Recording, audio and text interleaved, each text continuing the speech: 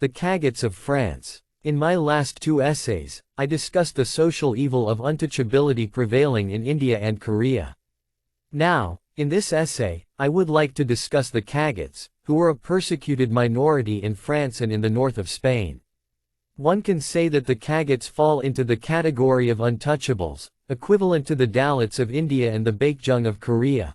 I am quite sure not many outside of France have heard or know anything about the Cagots, and with this essay of mine, I hope to address that. So let us begin with who exactly were the Cagots.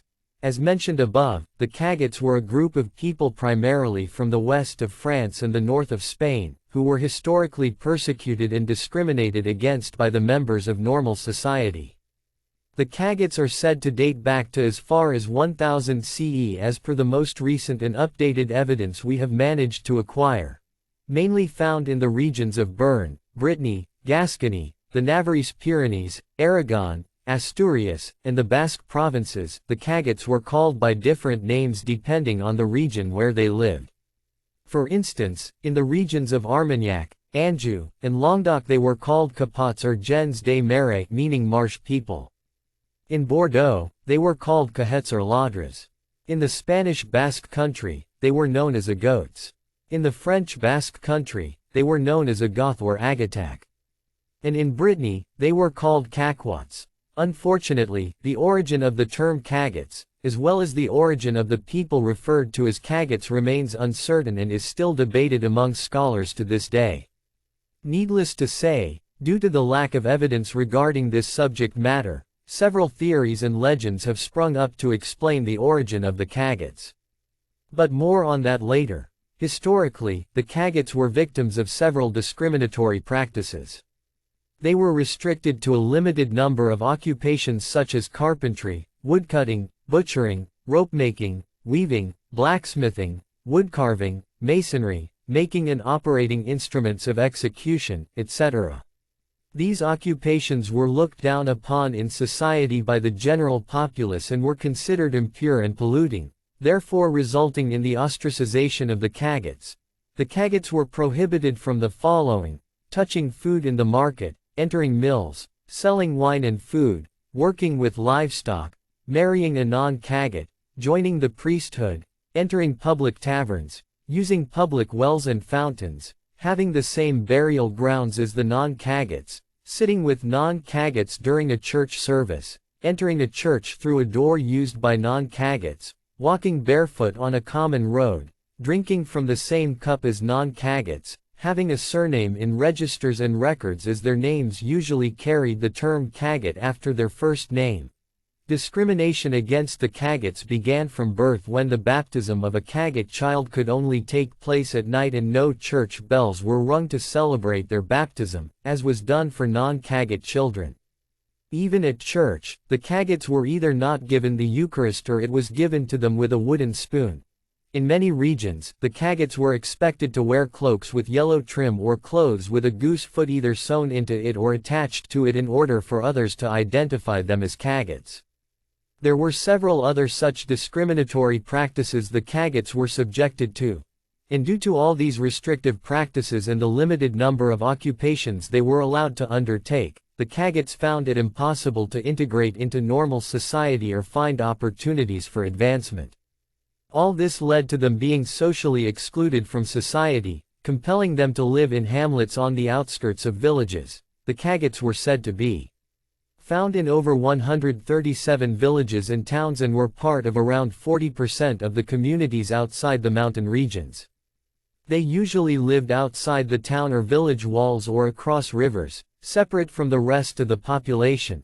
As the centuries passed by, things became worse for the Cagots as the discriminatory practices they were subjected to were eventually codified into French law in 1460, thereby legally depriving them of any social, civil, or political rights. Similar to the tradition of untouchability in other cultures, the Cagots were not a distinct race or religious or ethnic group but looked the same as the non-Cagots, spoke the same language, and practiced the same religion as the rest of the population. In fact, many scholars have come to the conclusion that there is no definite evidence of any feature that made the Cagots different or unique in any way from the non-Cagots. It is believed that a Cagot was identified as and referred to as a Cagot primarily because of their occupation and ancestry, with no other factor proving to distinguish them from the others.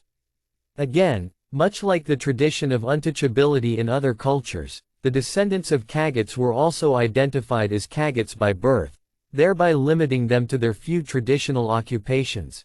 To make matter worse, rumors and myths were spread about them in society.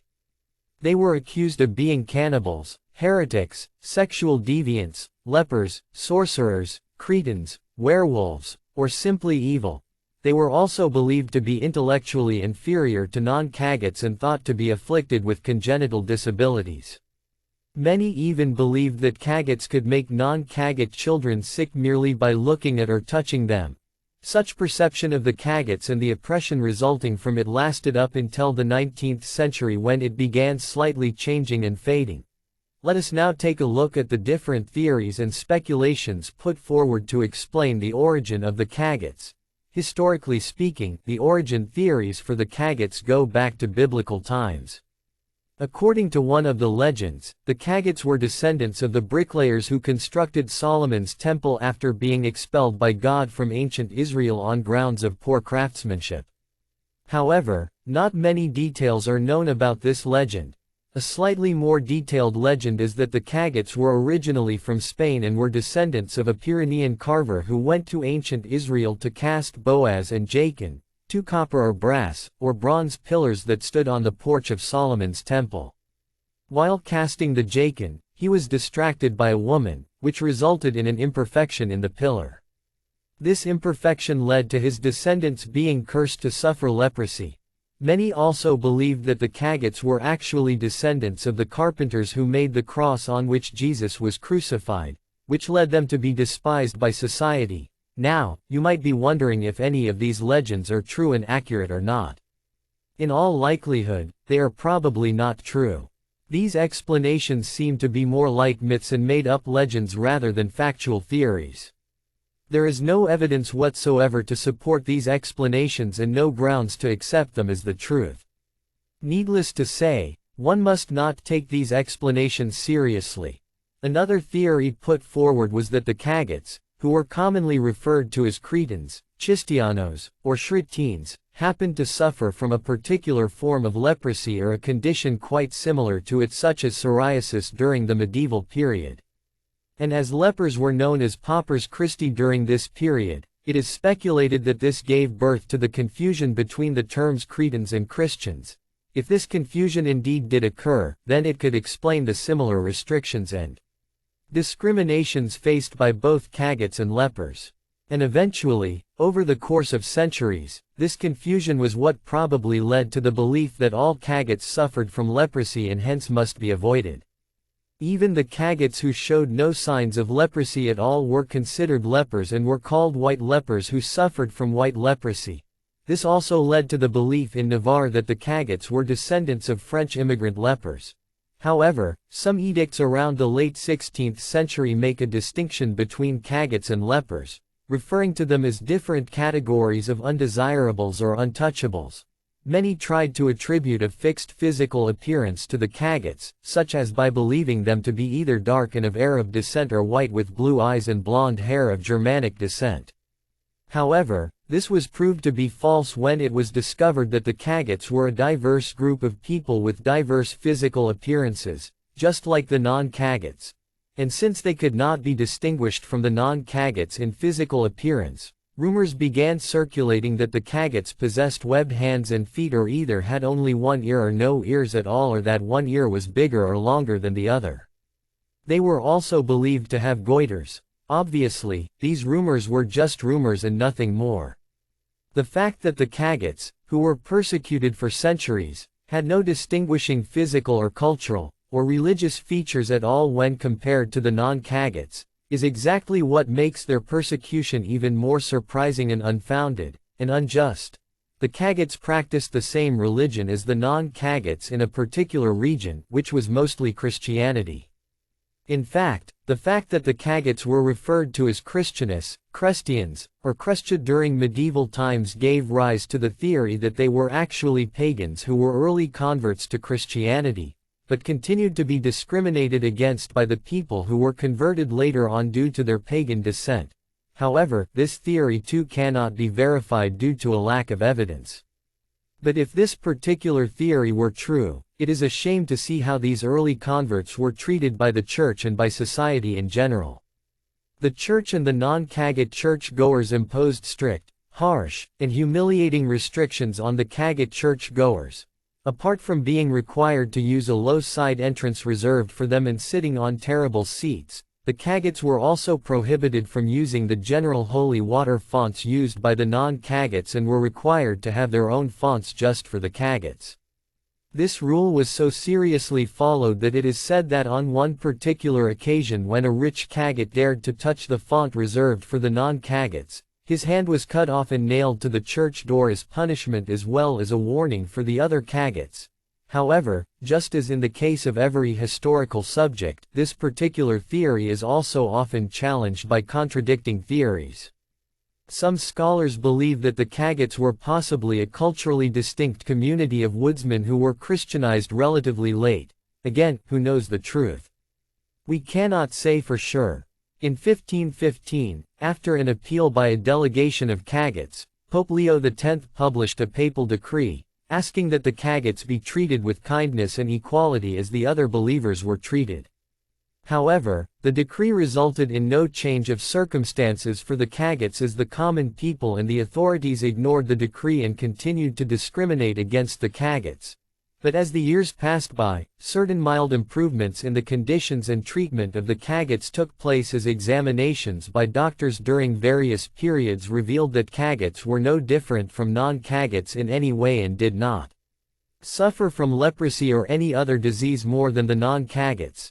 This realization helped improve their status in governments and among the educated. The parliaments of Bordeaux, Pau, and Toulouse even allocated money for the betterment of the Cagots and called for tolerance toward the Cagots. All these minor improvements, although good and positive, were merely superficial measures taken to alleviate the plight of the Cagots. The common people and even the local authorities continued to ignore these changes. In fact, in most regions, it was the educated, wealthy, and powerful citizens who advocated putting an end to the discrimination against the Cagots and called for them to be integrated into normal society. In the 17th century, French statesman Jean-Baptiste Colbert even went as far as to officially free the Cagots residing in France from restrictions and from servitude to parish churches.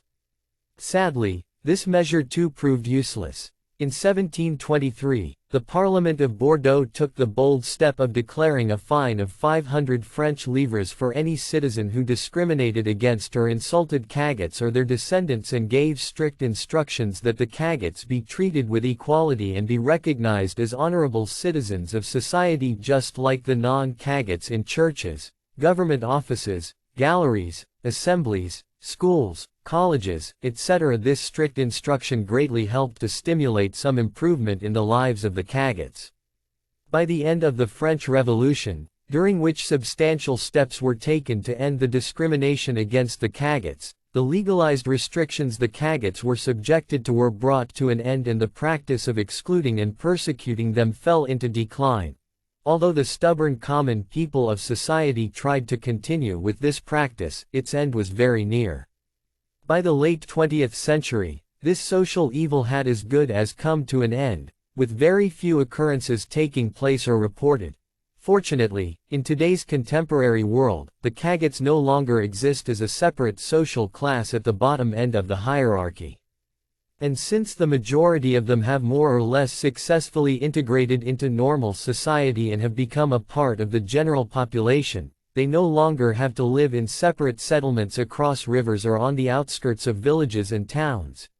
Even though things are not entirely perfect yet, the end of discrimination and this practice of untouchability against the Cagots serve as a great example to other cultures where such practices are still in existence to this very day. The end of the persecution of the Cagots means that such evil and inhumane social practices can be brought to an end in other cultures across the world as well. We can only hope that this happens soon.